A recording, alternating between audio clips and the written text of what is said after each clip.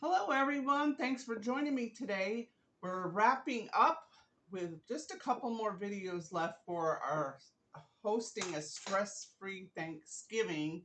And today's video is going to be on side dishes. I'm going to have two side dishes I'm going to prepare for you. One is one of my all-time favorites. It's a sausage and apple dressing. We've made this for years and our family loves it. It has sage sausage, a little bit of chopped apple, celery, onions, and some years I put mushrooms, and this time I did. So I'm going to show you can make that ahead. Um, Dressing you can make a couple of days ahead. Well, what you want to do is saute your vegetables and your sausage ahead of time, and then you can go ahead and put that in the fridge. And then the day of, you'll heat up your broth. You'll add your sausage, onion, apple mixture to your breadcrumbs. Put your hot broth in there, and then bake it in the oven for 350 for about 40 minutes till the top gets nice and golden brown, crusty little crusties on there that taste so good. But anyway, I'm kind of getting ahead of myself because I explained that all in the video. So anyway, a little bit redundant. Sorry about that. I haven't had my full cup of coffee yet this morning. So, but the second video is sweet potatoes, and I do a little different twist, and I hope you give it a try, and I hope you'll like it. So I've done sweet potatoes. How many of us have done sweet potatoes? Probably a different type of ways. Or sometimes we get just stuck in, mash them up and put the marshmallows in there, and that's all fine and good. But sometimes we want to challenge ourselves and have something a little bit different.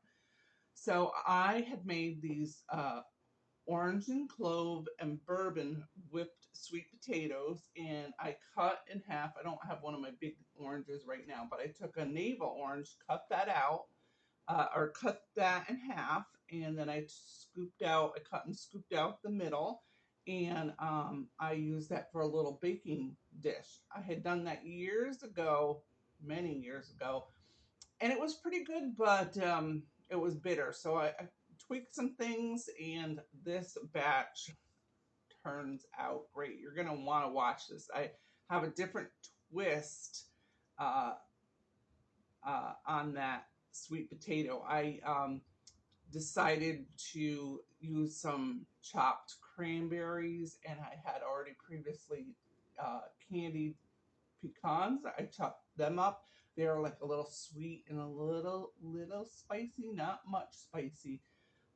You could barely notice it, but anyway, I mixed that up with a little crunchy topping on top of those sweet potatoes, and they were delish. So I hope you love that video. But here's another thing with sweet potatoes: you can bake those sweet potatoes up, let them cool, peel them, and then put them in a freezer Ziploc storage bag and put that in your freezer. You can do that a week ahead.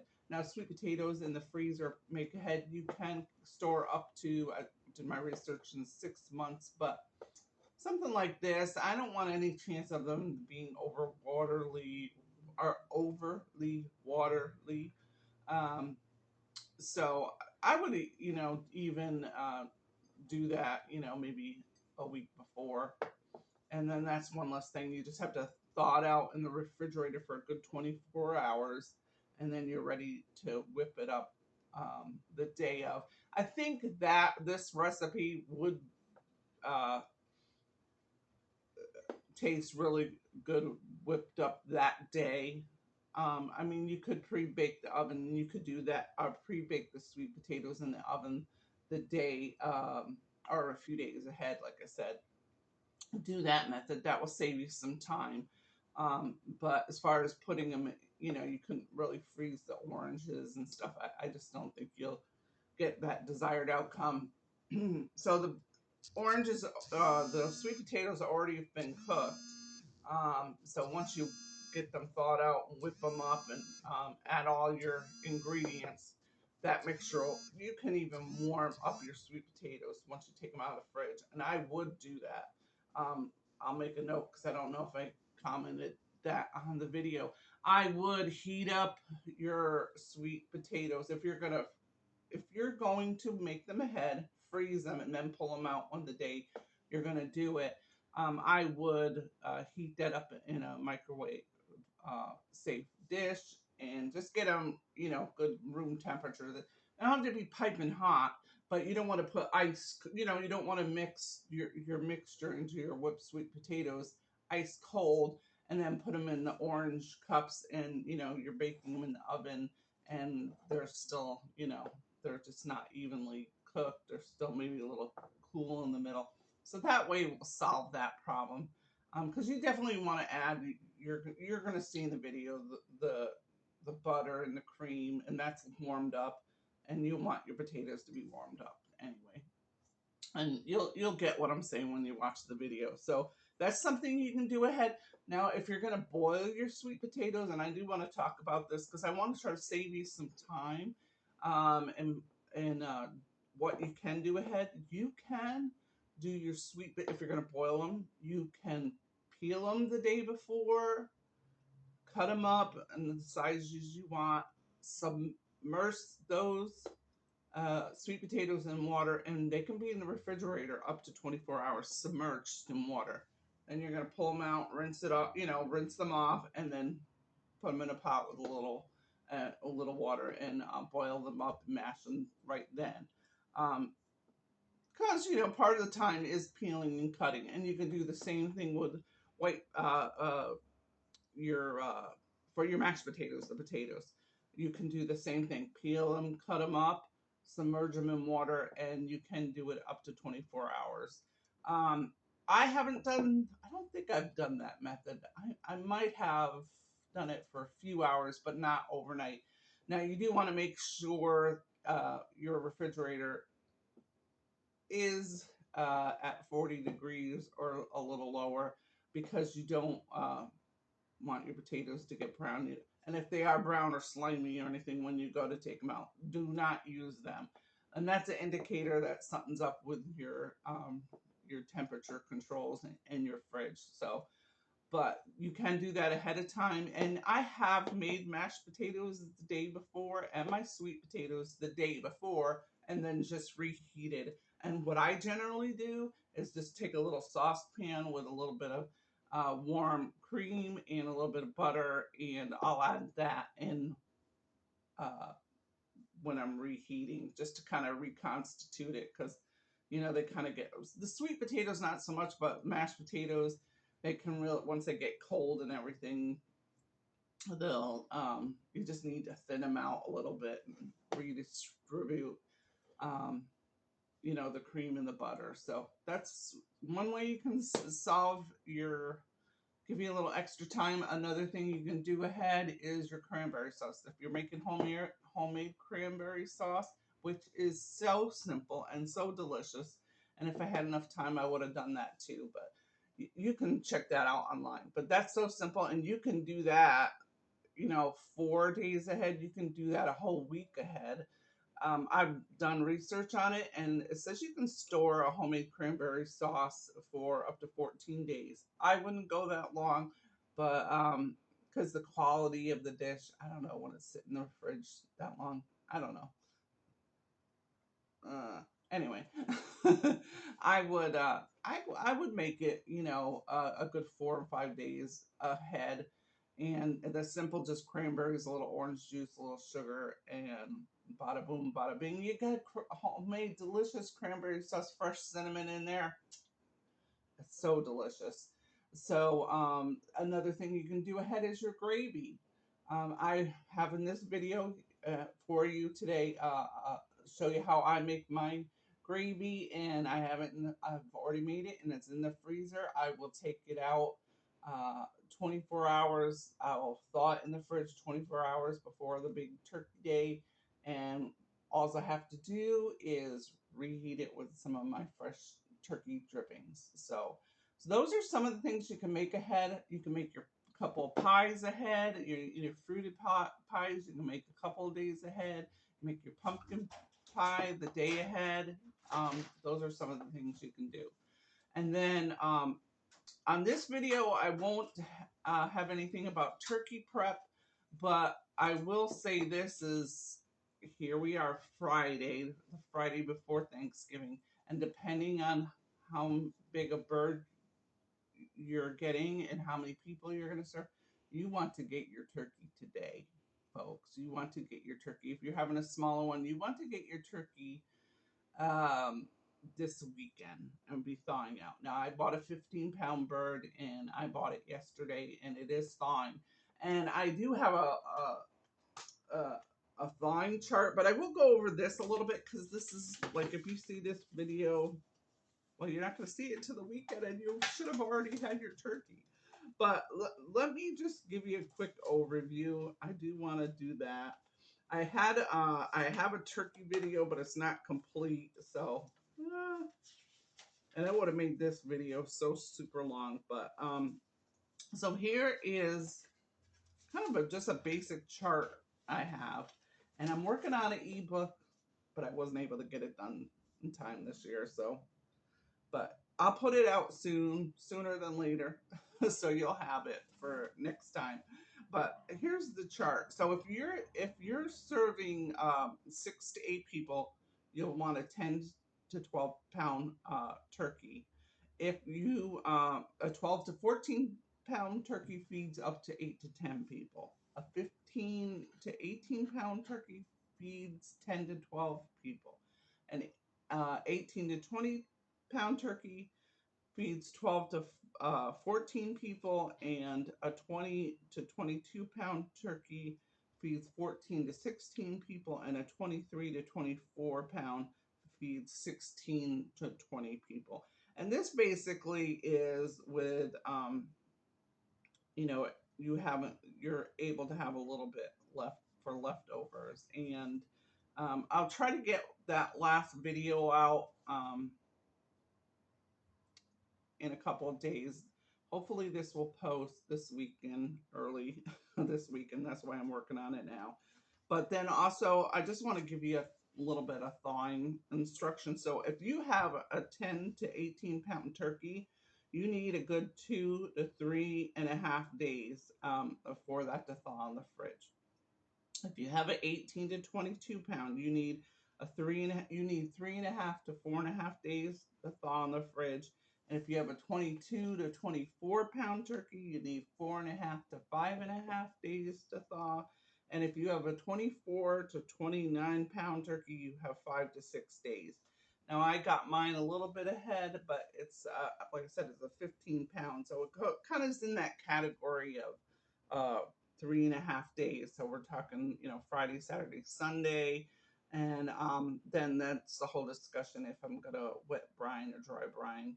I think I'm going to do this cheesecloth method. I did that on my one of my other videos that I haven't posted yet, but I just loved how it turned out. So I might still do that. But for years, I have wet brine a turkey, and like I said, that's a whole nother video. But so you want to keep in mind how many people you're going to have, how big your bird is, and make sure you get it enough time to thaw out. And so, anyways, let's go on to the cooking part, and we'll see you soon.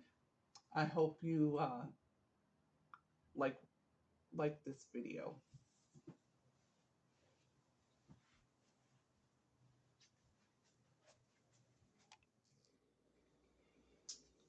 All right, so we're going to get the sweet potatoes started in the oven, and I've washed these and scrubbed these really well. You just want to get the sweet potatoes that you like, and I'm going to give them a few pokes. I give them a few pokes on each side. I don't know that you have to have that many, but I do. And then I'm going to, for just easy cleanup, I'm going to use these little foil sheets and wrap that in there. Now, this one has a long end. I might just chop that little bit off. Let's see, what's the best way? Let's go like this. And then I'm just gonna just stick this on the rack. I've got it at a 375. I preheated it. I probably will turn it down to 350. Probably take about 2 potatoes, maybe 45 minutes. So let's get those in the oven. And those are going to be whipped. Well, we're going to bake them, let them cool a little bit, and then take the meat out, and we'll finish the recipe with that. But next, we're going to go on to the gravy. So give me a few seconds.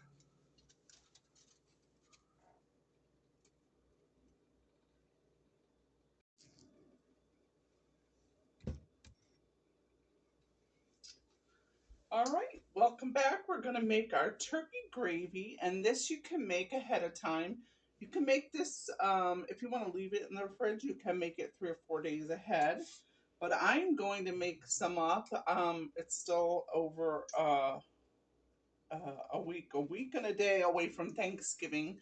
So I'm going to freeze some of this, but I wanted to show you how simple this is.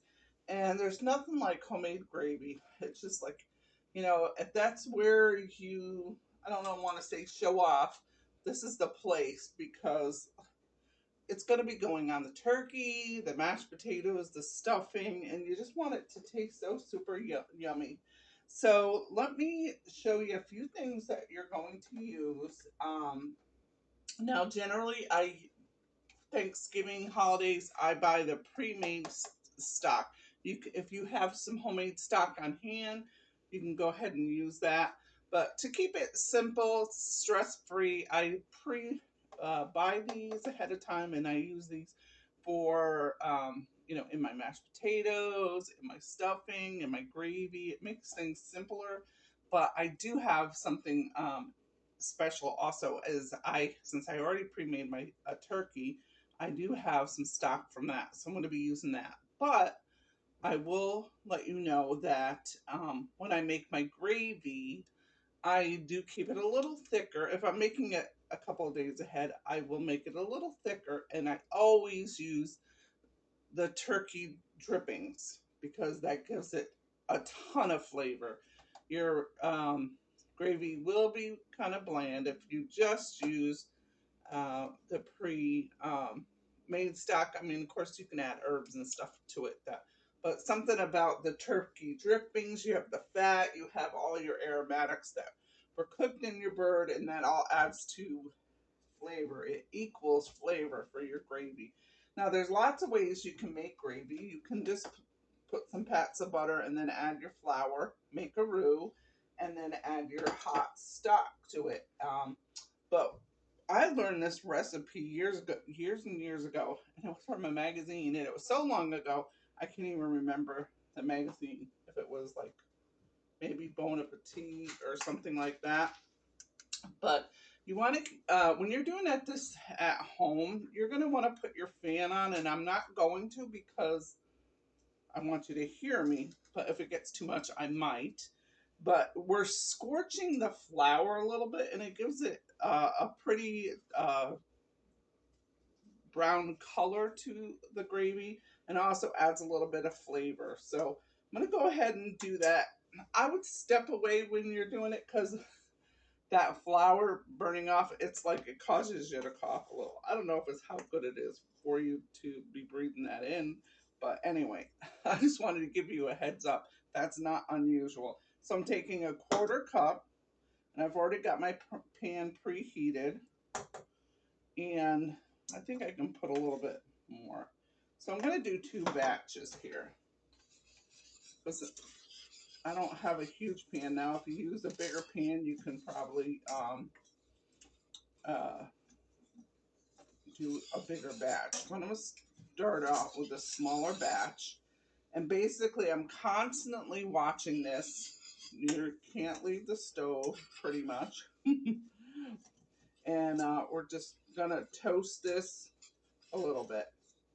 And, if you're making this, you can use this for lots of different gravy recipes. If you're making a chicken and you want a really light gravy, you're not going to toast it that much. If you want to, turkey gravy is a little bit darker. So we'll toast it a little bit longer. And then if we're going to do a brown gravy, would even toast it a little bit more. And you have to be careful because you can easily go from the toasted uh, flavor to burnt and scorched, and that will not taste very good. So I have my heat on about 5 on my large burner here, and we're doing okay right now, so I don't have to. So I've taken a whole stick of butter and I cut those in a tablespoon size to put a few tablespoons at a time. I think one batch probably would only take about a half a stick. I've used unsalted butter. I have unsalted chicken stock, and if you're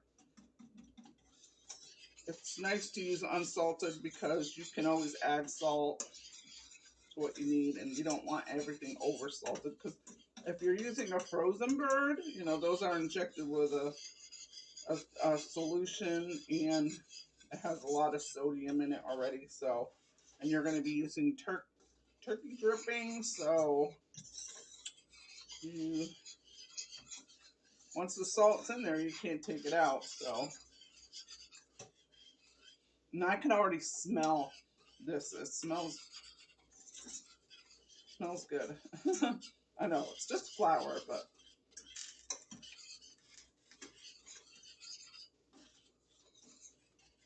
this is probably the longest part.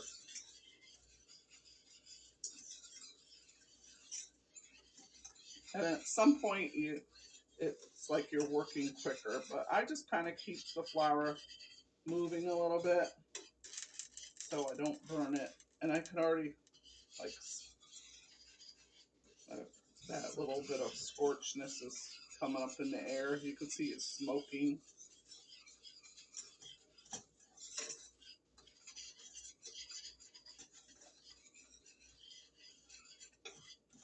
I said, I wish I remember where I exactly got this. Oh my gosh. I know I've been making this recipe for at least 20 something years, 20, 22 or 25 years. And I generally will keep some of my favorite recipes or my magazines that have, I like to buy those holiday magazines that have all the yummy holiday recipes. And I'm really good about saving it. And I just wonder if I loaned it to somebody and then didn't get it back, or I just, in a move or something, it got lost. So anyway, I probably should look it up online. Maybe I don't know how long, if it was Bon Appetit, I don't know how long they keep some of their recipes on file.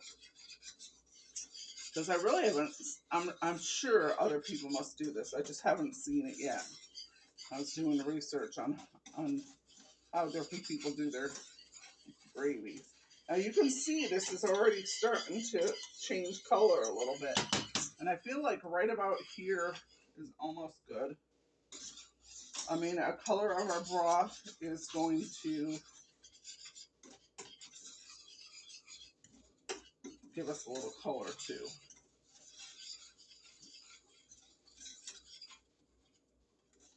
All right, so now it's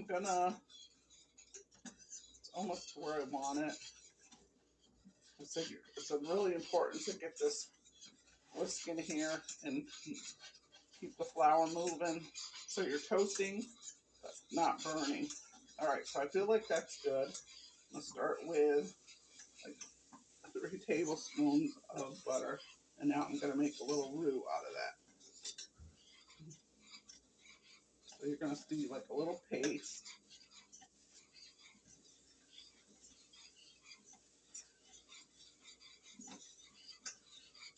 See how that is? And see, that's a nice little color. I don't like my turkey gravy really light, so I'm gonna start to put this warm broth in little by little so I don't get. Whew, gotta careful. See, that's where the fan comes in good.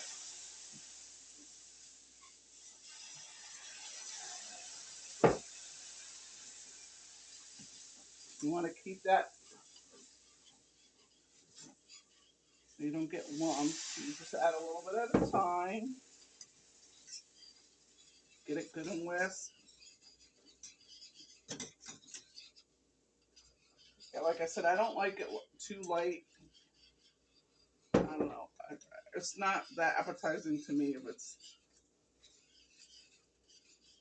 too light of a color. Well, and chicken gravy is very light. And for some, I don't know, it's like psychological or something. But I expect chicken gravy to look light. Now, really, how simple is this, right? We're almost there.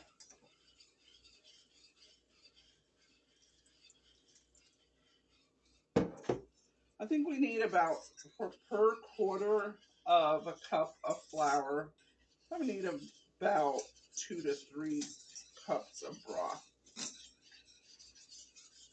And this will thicken up as it cools down and as you have it in your fridge. So if you decide to just do it a few days ago, you're going to put this in the airtight container, seal it up good in your fridge.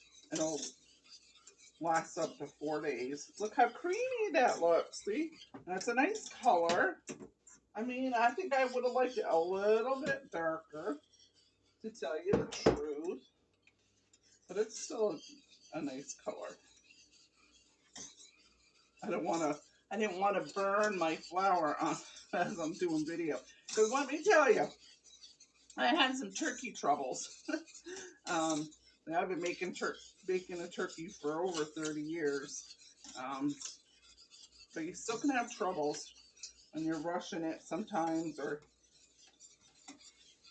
you're not taking that time to prep ahead enough. And I've been super busy, so I had made one turkey and I didn't give it enough time to thaw, so I had to soak it in cold water for a few hours.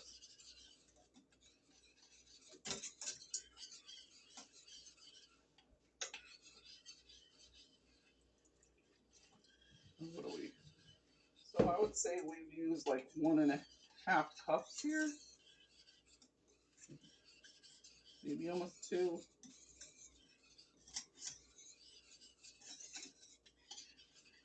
And once you get this nice and thinned out, that's where you can add a little bit of salt and pepper.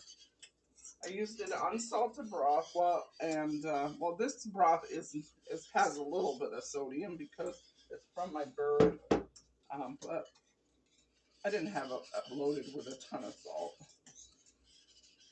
But there again, there's already salt in the salt solution that they inject the bird with. So that being said, I guess there is a certain amount of salt. But I'm going to add a little salt and pepper. Like I said, you can play with this a little bit and put it as dark as you want. If you want your turkey, if you like your turkey gravy a little darker, you can go ahead and toast that.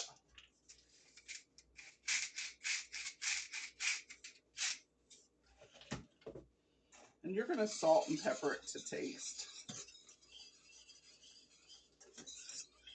So that's thickening up a little bit. I did turn my heat down to 4.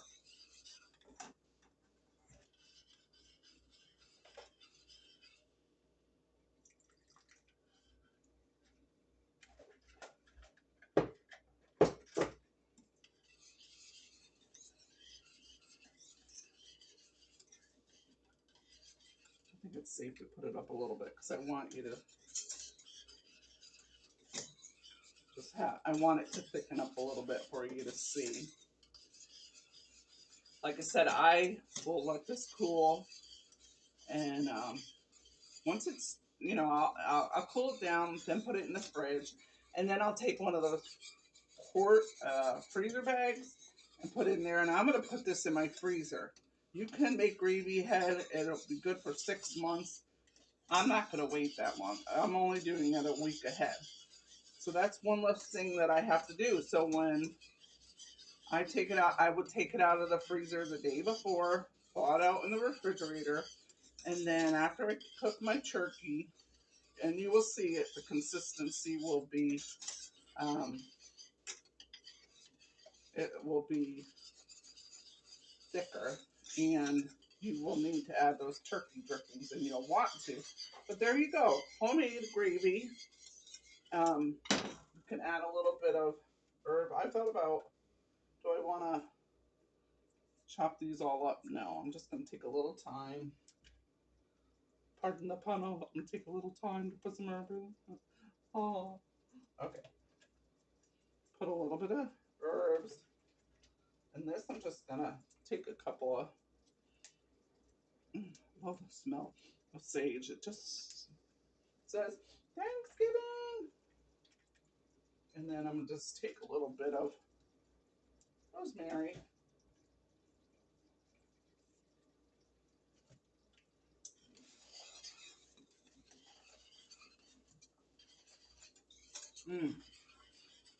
Now there's a lot of variations you can do this. You can saute some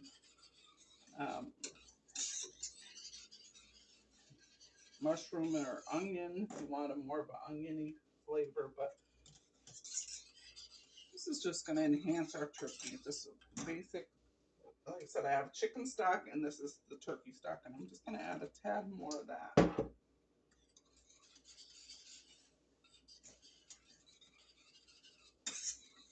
All right, so I'm going to let that cool. We've got the sweet potato in the oven, so we're going to make a whipped maple orange bourbon sweet potatoes that we're going to put in. Use our orange for little cups for that. So let's let this cool and we'll be back.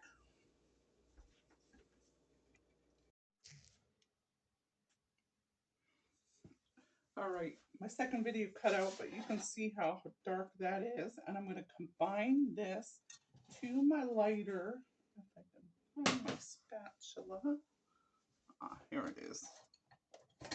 So yeah, see the difference between those two?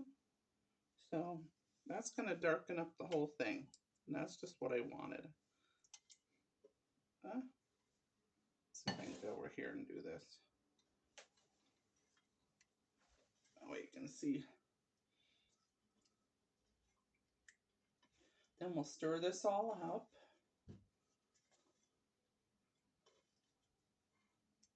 There you go. That's a nice color. Yeah, I like that a lot better. So like I said, it's still cooling off. I'm going to let these herbs hang out until I'm ready to store this up in some Ziploc freezer bags, and I'll take out all those little pieces so it'll be nice and smooth and creamy. And we got to give it a little taste. Good.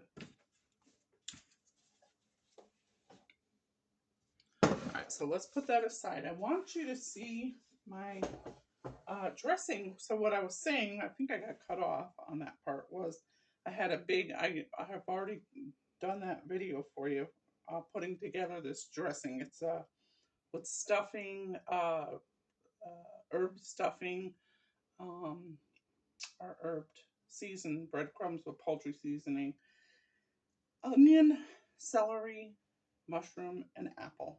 And it tastes fabulous, but I wanted to toast them up because we're going to have the leftovers for lunch, and you don't want to store this in your refrigerator more than 4 to 5 days.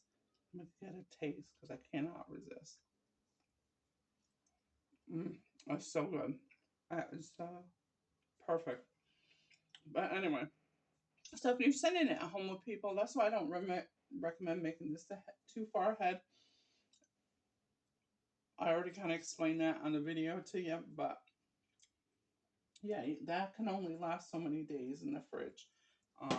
Where like your cranberry sauce can last a lot longer. But pretty much most of your leftovers, you know, you can't really go past 5 days at the max. So anyway, oh, I gotta take out the sweet potatoes. Those are done, and we're gonna make that recipe. So I've gotta let these cool down. Let's take a little sneak peek so that they can. So what I'm gonna do is let these cool down, and then we'll take the peels off. when it's cooler to handle, and we'll make our orange bourbon maple whipped sweet potatoes. See you in a little bit. All right, our gravy has cooled down, so we're going to put it in a Ziploc storage bag, and then we will lay that flat and put it in the freezer. So I'm just going to mark on here the date. I'm putting it in here. So it is a week before Thanksgiving, and we'll have this all done. I'm going to take it out the night before Thanksgiving, or the day before, not the night before, the day before, let it thaw out for one day in the fridge, and then we will heat it up, and we will add our fresh turkey drippings. There we go. That my pen to work better. All right, let's put that here, and see how much we can get the whole amount in here. I'm not sure that we can. And you can see it thickened up. You see that? It thickened up when it was cooling. That's the way it works, and we want it to be that way because we do want to add our fresh turkey drippings. I think I'm going to be able to fit it in here. I took out all the sprigs of herbs. I could have put it through a sifter, or a strainer, but I didn't really need to do that once I pulled things out. There's a couple little rosemary needles there that I gotta pull out.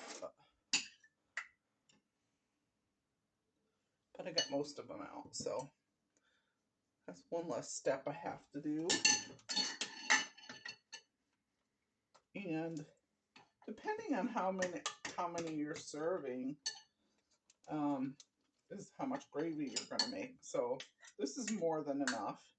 We're only having 4 people, so I made 2 batches. Like I said, I could have done this all on one big batch if I had a bigger pan to use.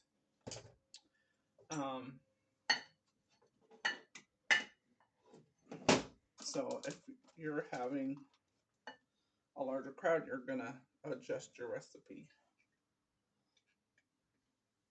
But whether it's a small amount or a large amount, if you do it ahead, that's one less thing you have to do. Trying not to make a big mess in my pan. So yeah, I was able to put the whole amount in here. I'm gonna zip it up. I'm gonna try to get as much.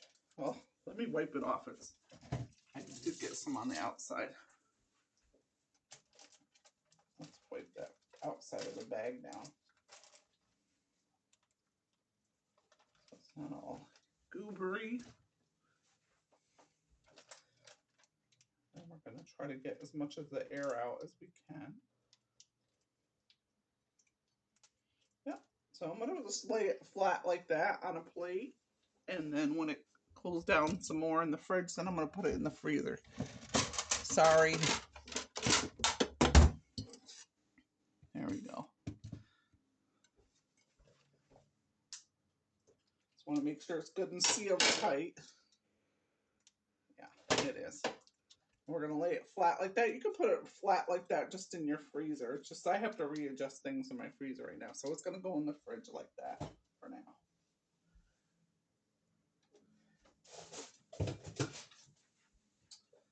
All right, so we have that part done. We'll do the dishes up and we'll go on to our next step.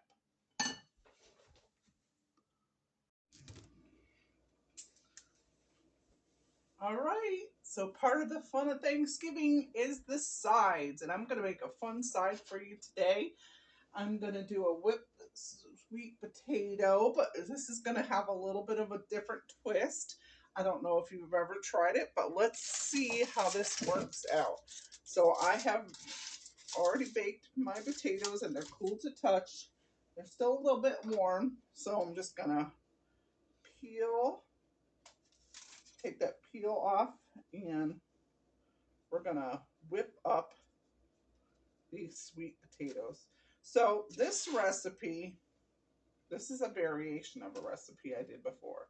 I wanted to make the sweet potatoes in orange cups. I saw that years and years ago. I thought it was the cutest. It just, you know, bumps it up a little bit. I know I love sweet potato casserole. I love just plain sweet potatoes. I love sweet potatoes, sweet or savory. Um, and I know not everybody is a fan of sweet potatoes, but one year I made it in these orange cups, and it was very pretty, very festive. But the only thing is, it was a little bit bitter from the pith of the inside of the orange peel. So I haven't made them again, but I love the flavor combination. So here I am trying out this, and I've learned a few things over the years. So we're gonna try it again, but with a little bit of different spin. So this is gonna be like a maple bourbon, uh, and I might be putting too much stuff in here, but too many flavor profiles. I want it to have that orangey clove. You know, when you think of, uh, well, when you think of Thanksgiving or Christmas, you start to think about those warm spices that we use, cinnamons and nutmegs and ginger. And I thought, ooh, what an orange clove. So we'll see. I'm gonna try it out. I don't know if I'm gonna put too much flavor changes in here. Um, let's see. Sometimes you gotta know when it's overdone too much. So right now I'm just doing 2 sweet potatoes, because this really is my demonstration video and my little test to see if and you might not see this video. I don't know, because if it doesn't come out that good, I might have to go to Plan B.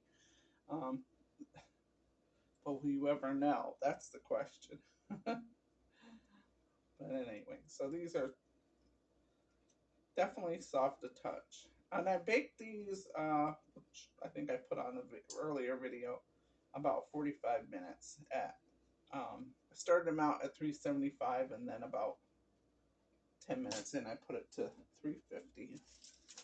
And they cooked for about 45 minutes. Let me wash my hands.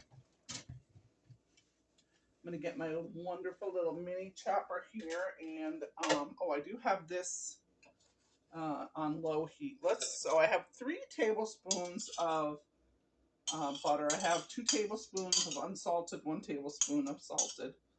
So I'm going to melt that. And then I'm going to add a little bit of heavy cream. I don't know if I'm going to heat that up or not. I might. How do I want to do this? Let's go ahead and see how much I can whip up in here. I would recommend getting your food processor out if you have.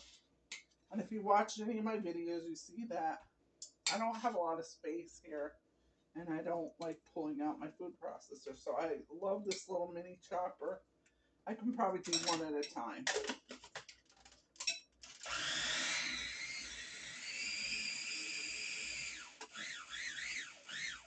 I probably can mash this too. I want it nice and creamy, but I'm probably going to whip it up together all together. Which is, am I doing too many steps? I don't know.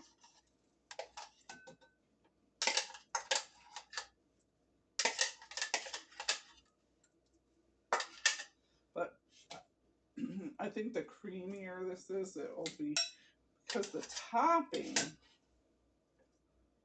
well, just take a guess. What do you think the topping is? Am I going to do marshmallows? No, I'm not going to do marshmallows. We see marshmallows done. Oh, I forgot to put the Hoozy Wutzes in. That would be a problem. Let's put that down in. That might help. Yeah, so I decided from another video that I did, I had made these candied pecans that were sweet and spicy, very mild spicy. So I decided I will use some of those in a brown sugar type of crunchy topping with a little bit of another secret ingredient.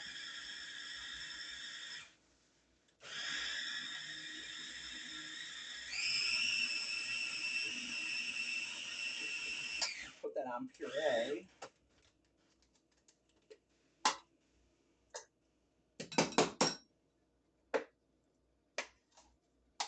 So I wanted to be a little creative this year. So let me get my spatula. So we've already done the dressing. That came out wonderful. Now we're doing sweet potatoes. Let's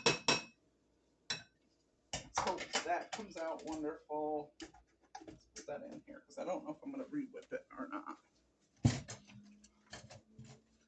So in my research, I did see, okay, let me pay attention, then I'll tell you the next part. So, in using your oranges, so however you're gonna serve, you get 2 different cups. We're gonna use these like a cup. Now I pre-wash. I always do mine in a water vinegar rinse, and it's been dried. And I didn't have an extra orange. But you want to make sure you have 1 orange just for zesting. I am going to use a little bit of this, but I wouldn't do that for the one I'm serving, if you get what I'm saying. So you're going to save an orange just for zesting because you get a lot of great flavor from the fresh orange zest. And I want a rich orange flavor. And we're going to use a little orange juice in this also.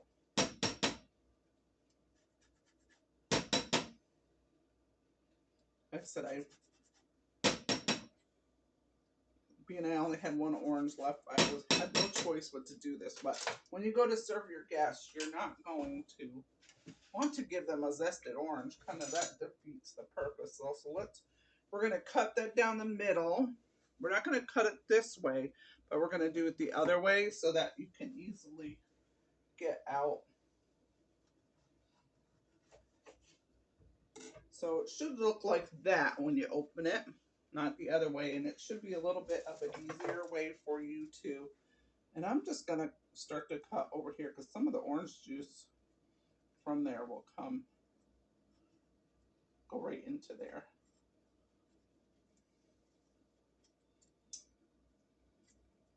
And I'm just using a paring knife. And I'm going to cut it down the middle. Let me get a bowl for that. Let's stick it in here for now. Let's get a spoon.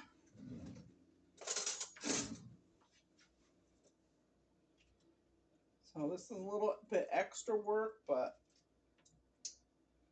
you know, depending on your level of how many people you're having and all the dishes, you know, you're making, it's going to be your menu choices, you know, so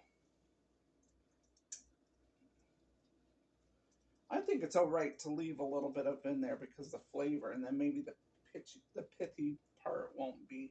So that's kind of just how it looks. Probably got to get a little closer. We don't want it. I guess we got to be careful about how much juice is in there because we don't want it to be watery. So I'm going to go ahead and take the other, and I'm just going along where the white is and where the orange meets the rind on the white part, which is called the pith. All right.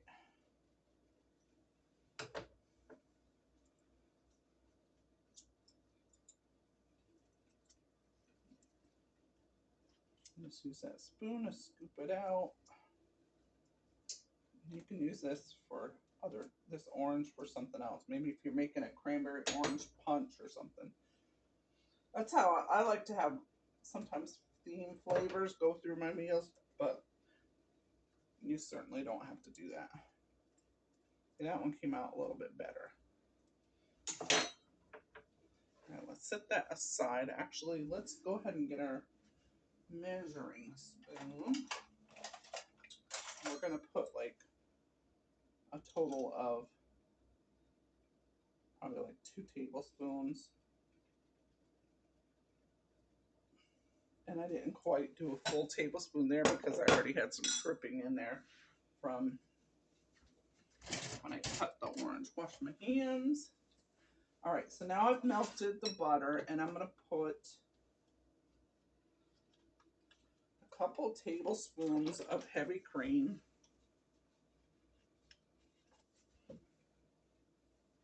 I can get it open. My hands are so wet, I can't get a good grip on there. So with the nuts, with the topping, I'm going to use the nuts, a little bit of brown sugar, a little bit of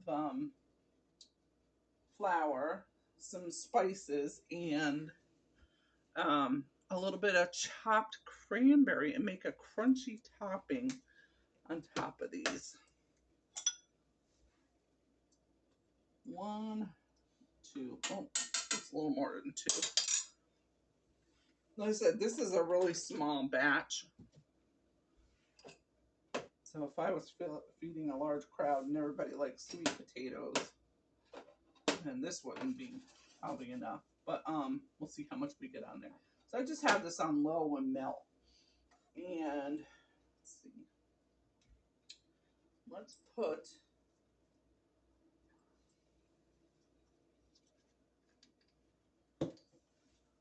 put a little bit of, I feel like this doesn't need much sugar. I don't know if I want to, no, I don't want to put the brown sugar in there because I don't want it too sweet because we have the orange juice. So we won't need much of this. I use that bourbon whiskey. You know, you can find these in the grocery store near the holidays. And it's great for all your baking dishes. And I'm just going to use like a tablespoon and a half because I said I have a small portion. This alcohol is going to cook off, burn off, so you don't have to worry about any alcohol, anybody getting drunk or anything. Because it's not enough to do anything for you. Let's see, where is my whisk? I'll use this little one.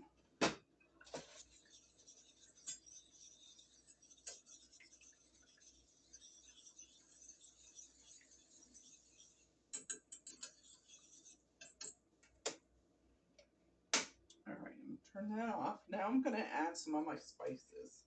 So I want this to have a warm, spicy feel to it. Oh, let's use a pinch of salt, okay? Let's do that while I'm thinking of it. Maybe that was a little more like 2 pinches. All right, and then we're gonna take, let's take our ginger. We're going to take, let's see, a 1/4 teaspoon of ground ginger.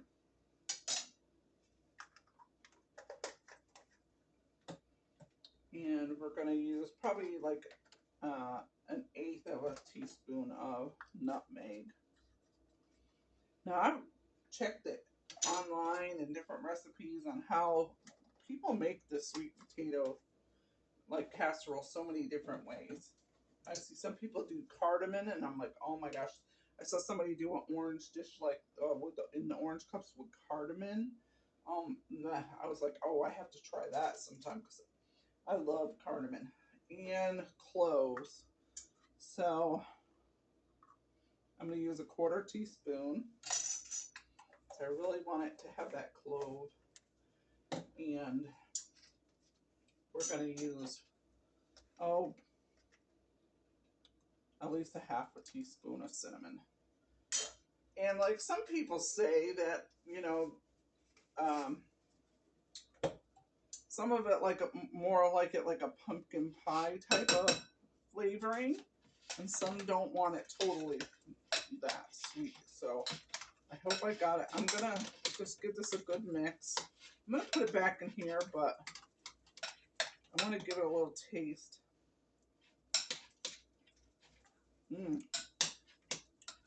That's pretty good.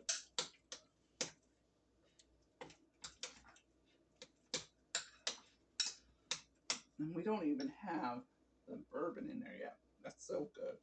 I feel like it needs a tad more orange. Just a tad. What did I do with my... There it is. Let's...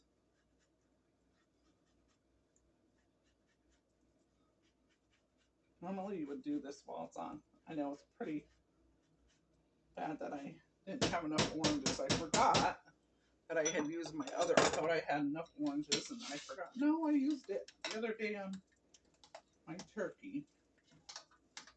There we go. That's got a good flavor.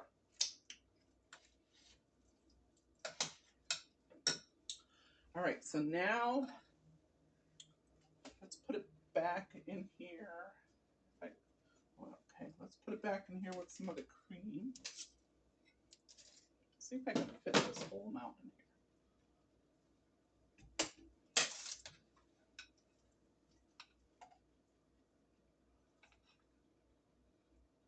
I probably should have done it all at once. I probably really didn't need to do this. I'm like reinventing the wheel or something, but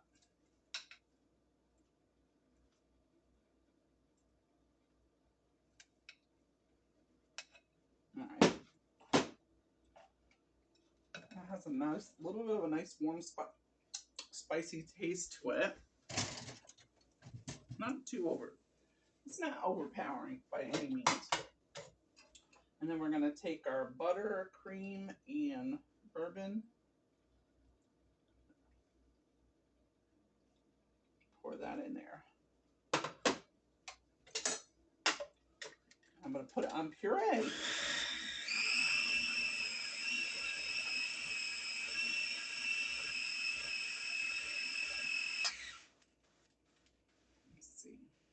Check out the texture. Yeah, I can use the rest of the cream because I want it real dreamy creamy.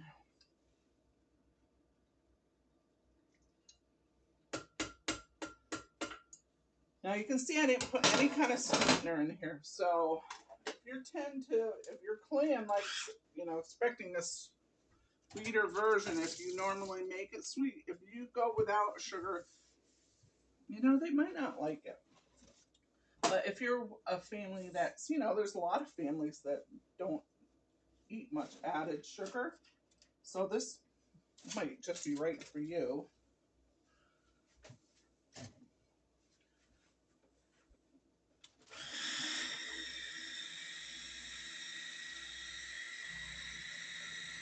I have my oven on 350 preheated.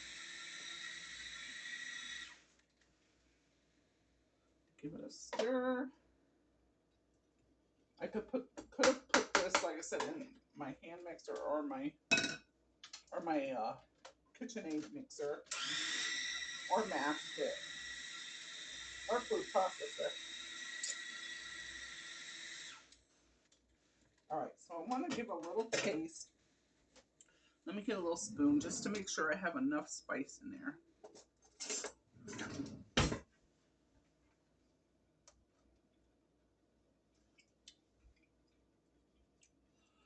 Oh, that's really good. That is really, really good. And some of the spice hits you a little bit after, and it's not too spicy. At first, I'm like, oh, is this spicy enough? But it is, because once it's, oh my gosh, that is so good. All right. Well, let's get a baking dish.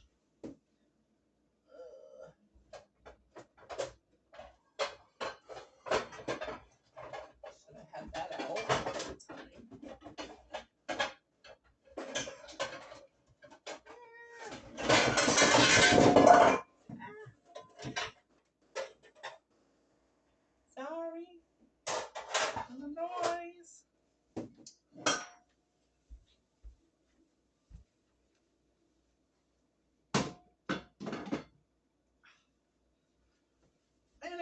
my handle off my favorite pan. Yeah. All right, I actually got that before. My bad.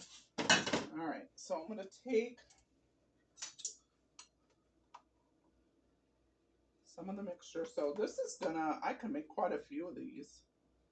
I'm thinking I can maybe make 6 of these with just 2 good sized sweet potatoes.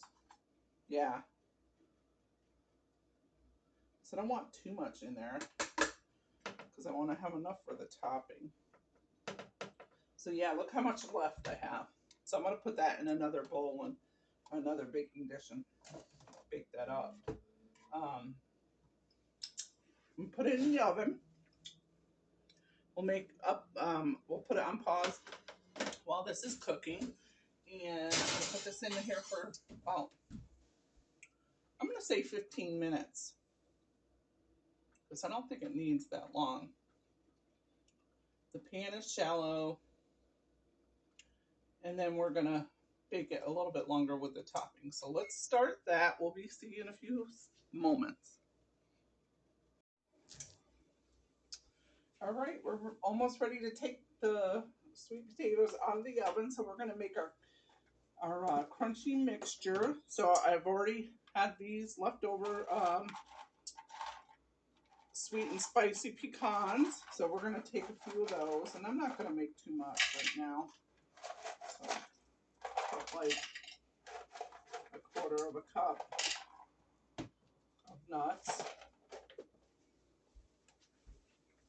I think if I was making a whole bunch, I would do double this recipe and do like 1/2 cup of nuts, but I won't need that much. And I'm going to chop these. Oh, perhaps if I haven't all the way plugged in. There we go. Now I'm just pulsing.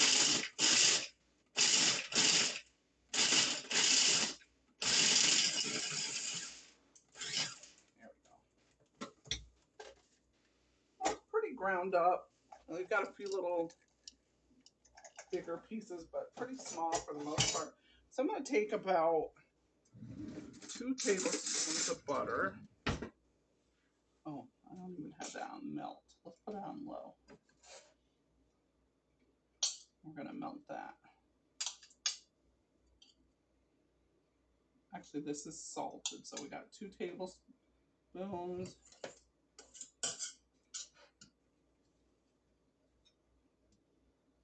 going to do 1.5 tablespoons, I think. And I have a little bit of flour. I'm going to melt this. So while that's melting, let's take these out of the oven. It smells good. Looks pretty.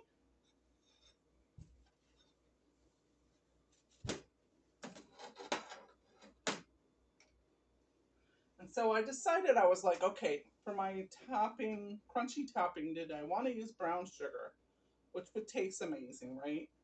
But I'm going to try something a little bit different. I had made cranberry sugar for one of my cookies. I'm going to have some of that left, so I'm going to use some of that as my sweetener. And it'll give me that crunch texture.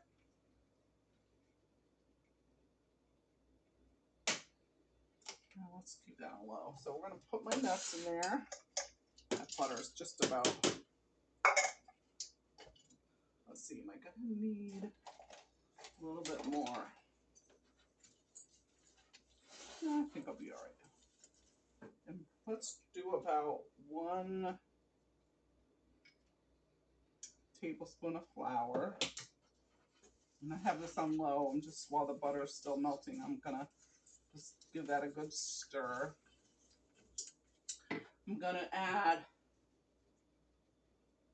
a pinch of nutmeg, a pinch of ginger, maybe 2 pinches of ginger, and a pinch of clove to the seasoning. And maybe a little sprinkle of cinnamon. All right. Give that a good stir. And then I'm going to put some, oh, let's put our cranberries in there. I'm going to use about, because this is a small amount, I'm making probably like a tablespoon and a half. So I think if you're making a big batch of this, you probably need 3 tablespoons of cranberry. And then for my sugar, instead of brown sugar, I'm going to try this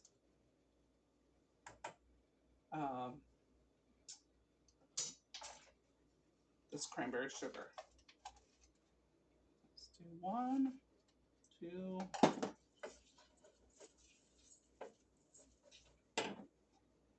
Let's see.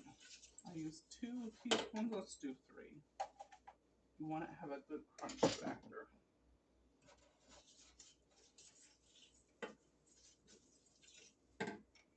I'm going to turn that heat up just a little bit so I can get some of that sugar just dissolve in. Let's cross our fingers. Hope this turns out good. I think it will. That's the thing when you've been cooking for a while, you know, I mean, usually I don't recommend it for a holiday, but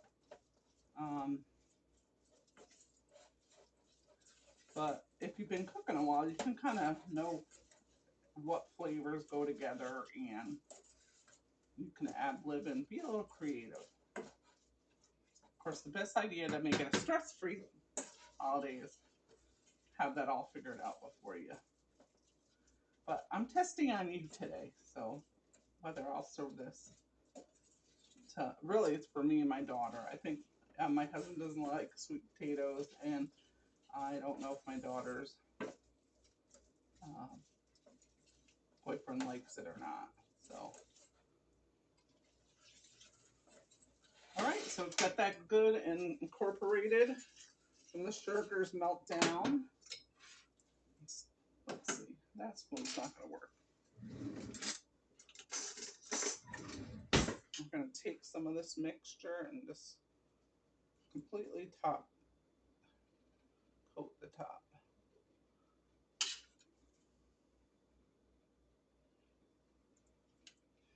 And for fun, we could put a half of a cranberry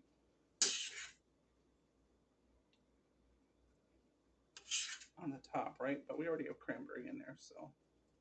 But that would look pretty, wouldn't it? Might have to do that. I don't know.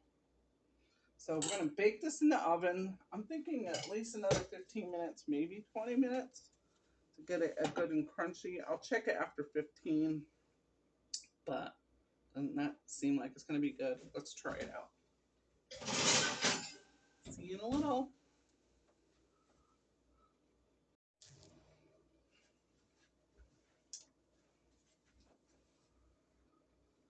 All right, let's take those out of the oven. So I ended up, I think it was a total like of 7 more minutes because I wanted to make sure this was good and crunchy and brown. It looks pretty good. We've got to let it cool down. Can't eat it right now, but it smells wonderful with that orange baking, those fragrances with the orange, the cranberry, and the cloves. Totally smells like Thanksgiving. Totally smells like Christmas. You could serve this at Christmas and it would be a great success. But we're going to try it when it cools down, okay?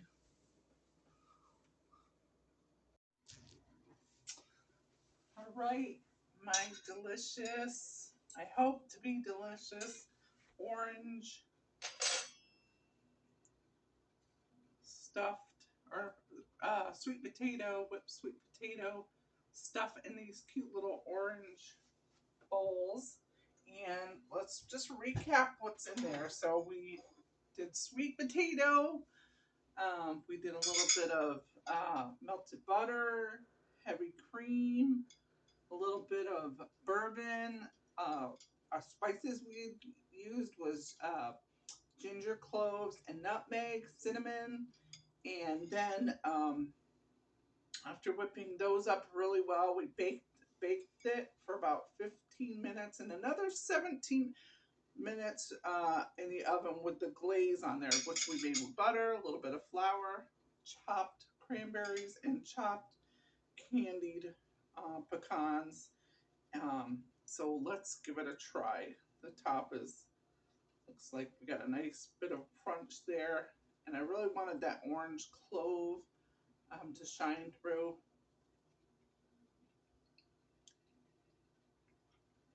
Mm. Oh, that is so good. Uh, mm. I could sit here and eat the whole thing. Now that's good. Now, these would be even a great little start off to your meal when you're sitting, if you want to serve things in courses. Because doesn't that look so pretty on the plate? Oh, I thought I had extra cranberry here. We could put a couple little cranberries, a couple of little nuts on the table. Oh my gosh, you guys, this was a hit. I was wondering if I overdid it with all the different flavors. Mm-mm. The potatoes are smooth and creamy. And the orange, it doesn't have a bitter taste there. And I got just a little bit of pop from the cranberries and a nice amount of crunch and sweetness. I hope you give it a try. It's really good. So this video will show, because I was wondering, I was testing a video, but we're going to go with this one. So let's see what else we have today.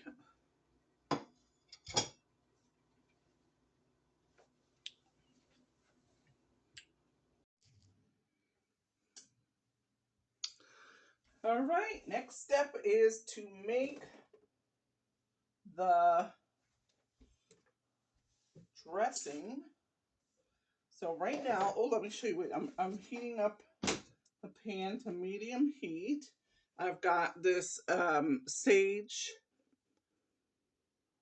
sausage here that I use every year when I make this stuffing. And I love, well, you can call it stuffing or dressing. So it's stuffing if you're going to put it in the bird, which I haven't done that in years. But I usually put it alongside because your turkey will take longer to bake if you stuff it inside. You do get a lot of flavor, and they used to do that. People used to do that a lot years ago, and some people still do it, probably plenty. But when you do that, you have to make sure you really get all that stuffing right out of the bird right away. Pretty much when you cook it, it can easily, you can have some contamination with the dressing being inside of the bird and temperatures. I don't know all the scientific of it, but I know you have to be very particular with that, or you could get food poisoning. When I was growing up, my mom did it that way years and years and years. And then as I got older, she didn't do that anymore. I think they just knew a lot of people were not handling their birds right. So you probably have to, if you did some research on it, there's a safe way to do it. But I've always done it on the side because I don't like to add extra, having to cook your turkey longer. So I'm just basically chopping this up, and we're going to cook this up. And I'm going to chop it up pretty good so it's You know, not in big clumps when it's in my sauce, when it's in my dressing. I probably could turn it down a little bit. And what we're gonna, while this is cooking, I'm gonna go ahead and cut up my onions. Well, I already cut up the onions. Now I'm gonna cut up some an apple. Sorry, I'm right in your ear there. Let's see. I'm gonna put my chopper over here. The joys of having a small kitchen, you're trying to figure it out. I love to clean as I go because I don't like having a big mess at the end. But sometimes at Thanksgiving time, you just got so much things going, but you still can keep it organized. Like I said, you can plan ahead, and you can make this the night before. Well, so what I do is I usually will saute all my meat and vegetables, but I need this today. I got a little bit of butter here. I'm gonna scrape it off there. Yeah, so I usually saute the sausage, the onions, and the apples, mushrooms if I'm going to use it the night before. And then the next day, I will go ahead and heat up my chicken stock, a little bit of butter, and I will mix the dressing together, and then I'll put it in the oven and bake it that day. I like to have it done the night before, but we're in the middle of having grandkids over for sleepovers, so I couldn't do it the night before. That would have been the best way. So what I'm doing here is I pretty much always put apple in here. You don't have to. You can make it the way you like. But I'm using a half of Granny Smith and a half of Macintosh. And I'm going to put this in my mini chopper. I'm keeping the peel on. Like for that little bit of color. And I'm giving these a rough chop. This will help the apple to melt more into the dressing. I have also just hand chopped it before too, but I want it to go quicker, so I'm just going to put it in here. And plus, the fine pieces of the apple will be nice in the dressing. Like I said, it's a whole apple. I'm doing a whole bag. I'll have to give you the measurements of the bag. But one full bag of dressing I'm making. We're having a our Thanksgiving covered dish at church, like I was saying, and we've got a few people bringing turkey and stuffing. So I'm not going to be the only one. So I don't have to provide it for the whole church. It just makes it easier when you do something like that. Right? We all pitch in. That's what part of community is. And that's close to getting done. You do want to make sure you cook that thoroughly. You definitely don't want any raw meat or raw pork with the bread stuffing. I'm pulsing this on my mini chopper. You can do this at a food processor, but I love my mini chopper. I'm going to put that in a separate bowl. I don't know what I did. Oh, here's my onions. I'm like, what did I do with my onions? Here they are. I'm going to put them over here. I'm going to get another bowl like that to put my apples in. Thanksgiving meal, you always have it's like juggling, right? How many plates or how many bowls are you going to juggle at a time?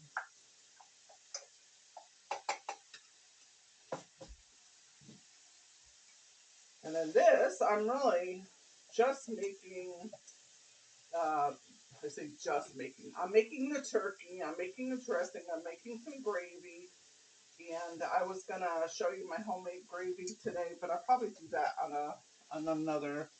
I will put it all in the same video, but I don't think I'm going to do that for my normal recipe. just because I'm so on a timeline here. And I gotta get, right now I just got my jeans and a t-shirt. So I do want to wear something a little nicer. I gotta clean up a little bit.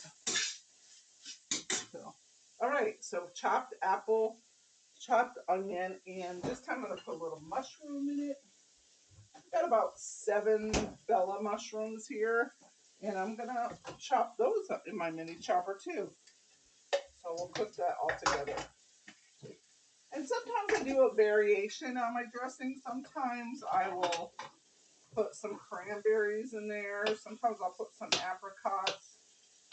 You know, depending on different things. Like if I make I make this one turkey for years and years, where I do a marinade, or it's a wet brine, and just giving these a rough chop. These mushrooms. Anyway, I do a wet brine with chicken stock, a cup of orange juice, a cup of maple syrup, a 1/4 cup of bourbon, and then I add some water to that, and I put that in a 2-gallon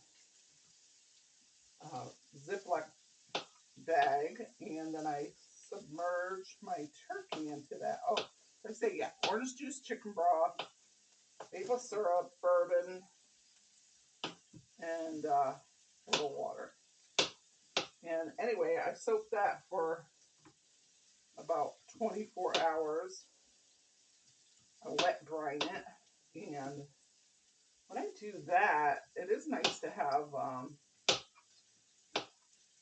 I don't always do it every year, but I'll put cranberries in the dressing.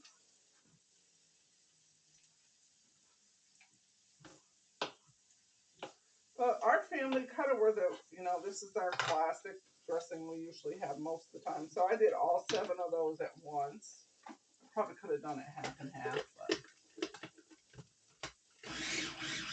let's give this a stir.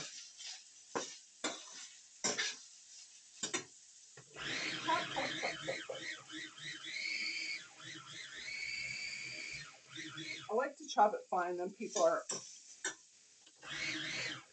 that maybe have a mushroom, some people don't like the texture. So I try to make it small, hoping that it's more palatable for people, and they really won't notice it as much. I don't know if that strategy works. I mean, of course, if someone's allergic to them, you want to make sure they know. But sometimes what they don't know don't hurt them, right? Shh, you didn't hear me say that. All right, so I'm going to just take my spatula and I'm going to chop that up a little more because I like it smaller. I don't like to bite into a big hunk of sausage. And then we're going to take this and we're going to put this in another bowl for now. You could cook your onions, sausage, or your onions, your onion.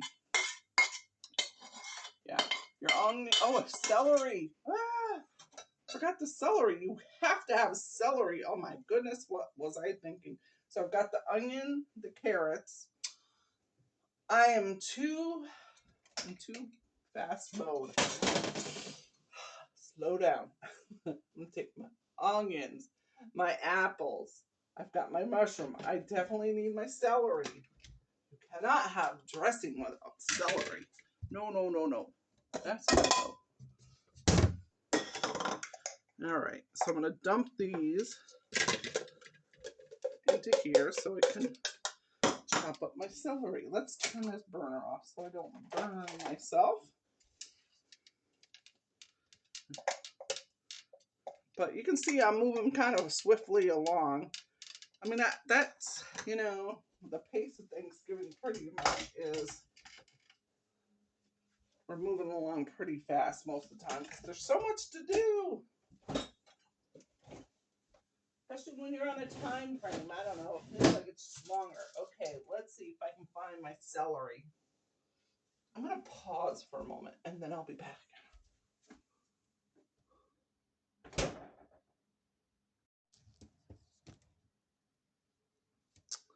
All right, so next step is I've chopped up the celery. I did 2 small sticks, and we're going to go ahead and put some butter in here, about 4 tablespoons.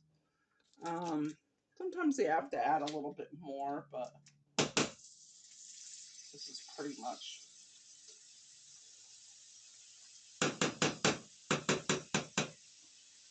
That was a little over 4 in my, I have them here on my stick on the counter. But, turn that down a little bit. I don't want to brown my butter. All right, so take my onions, put that in there. I have a whole onion. I'm just going to make these tender. Put the celery in there. I probably should have drained them a little because I chopped these earlier, but that's all right.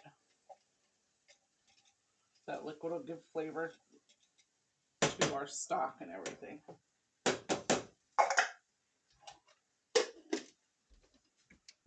right. I'm going to do a whole apple. So we used half a McIntosh and a half a Granny Smith. And I did that all in the chopper. I don't know how, I can't even remember how much I chopped for you. But yeah, so we can turn that up now. And if I have any big pieces, I have a little big piece of onion. I'm going to pull that out of there. That's for the people that don't like to bite into a big piece. I got this on medium-high heat right now. I'm going to rinse my bowls while we got that hanging out, cooking. And then I'll wait to the last minute to put my mushrooms. Because that will go real quick.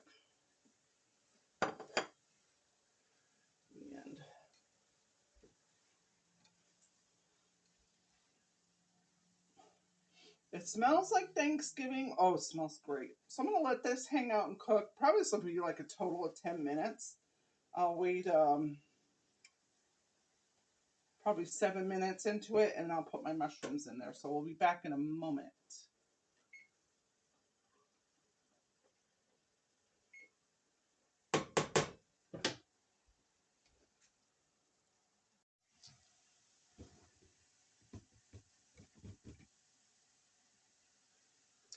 All right, so these, I'm going to put the mushrooms in a little bit. And I had to turn this down.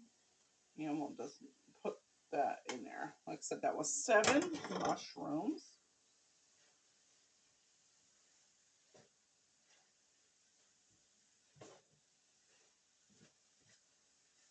It smells really good. It does smell like Thanksgiving. So we'll do a couple minutes on this, and then we'll mix that into the sausage mixture. 2 minutes. All right. We're getting there.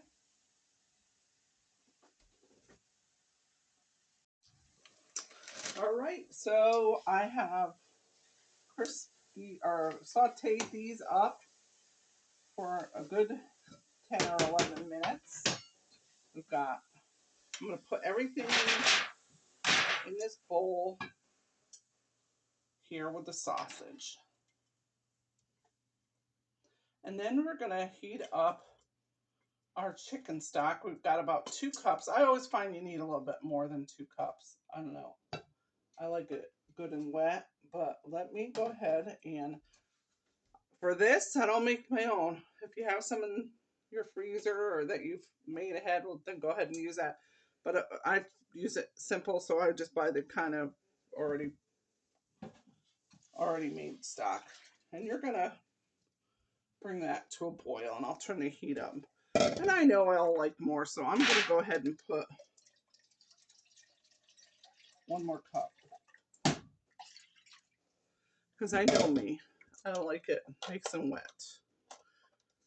So I'm going to use, so I'm bringing this to church. So I want something I can easily transport. So I'm using this strong disposable pan, aluminum pan, and I use for my stuffing. Now there's some people that like it more like cube-like, or this is a classic. It's white and wheat bread blends with herbs and spices. I love this one. This Pecans Farm. I like the seasonings. They're spot on. Now a lot of times I'll use more of a stock pot and heat up my broth, but I don't want to do another pan. So what I'm going to do is just cut this open and put it right in my casserole dish and mix it in there. And after our turkey's done, I'll let that rest, and then we'll put this in the oven. I'm probably going to have to cook a good 40 minutes. I'm pushing it on time, but while I've got that heating up almost to a boil, I'm going to go ahead and mix this in my bowl and then mix it in the pan. I probably could just mix it in the pan right now, but this smells so good with the sausage, the apples, the sage. I like the seasoning of the Pecans Farm. Sometimes I'll add a little more poultry seasoning to different ones, but this one I find I don't really have to do that. So look at how much that is. I mean, that's really bulking up your... And we're boiled, so I'm going to turn that off. I'm going to actually use that same pan to do my gravy. And I'm just going to give this a good stir. I don't know how well you can see me doing it. Let's see. Let me back up my camera a little bit. Well, you can't see me at all. Do-do-do. All right. All right. Stir this up.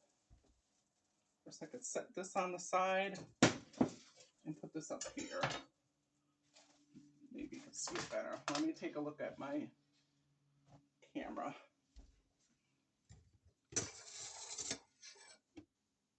Here we go. Oh. Here we go. Yep, so we're going to stir this up.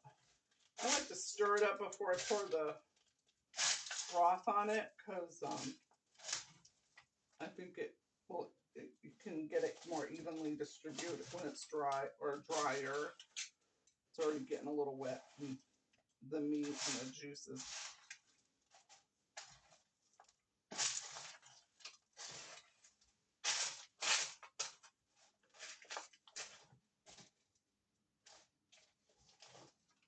You want to stir it up because you don't want all your sausage to be, one area, and your veggies all clumped together. You want it nice and evenly dispersed. All right, so I'm making a mess. All right. And we're going to go ahead and pour our liquid. Ooh, that is hot because I had it over that burner. Let's get the pot holder there.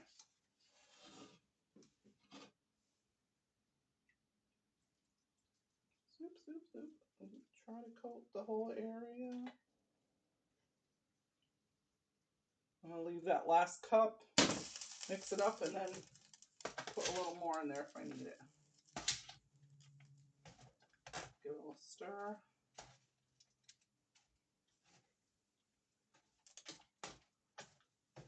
And if you want a little more butter, you can put it in there, but be careful with this because sometimes I tend to overdo with the butter.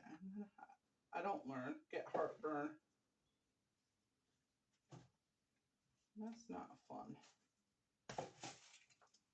Yep, I need that last one. That last cup. pretty moist most of it. This area here is a little more, I got some dry crumbs there.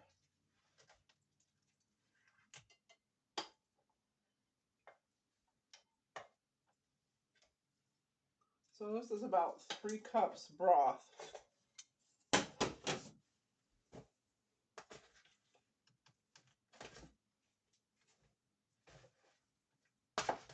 it one last stir.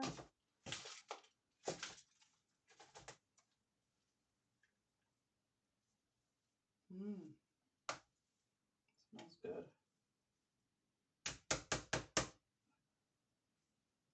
All right. This is ready for the oven as soon as the turkey's done. And you can make this the night before. You pretty much don't want to put it over 24 hours ahead. And you pretty much have to use that stuffing up pretty quickly then. I usually, like I said, I saute all the veggies and cook the meat the night before, and then I add it to the stuffing or the dressing mixture to the broth and everything the day of. But if you want to knock it out of the park the day before, you can do that. Just remember, you don't want to put this in the oven ice cold. You want to put it on room temperature. So I'm going to check my turkey in a moment, and we'll see where we're at.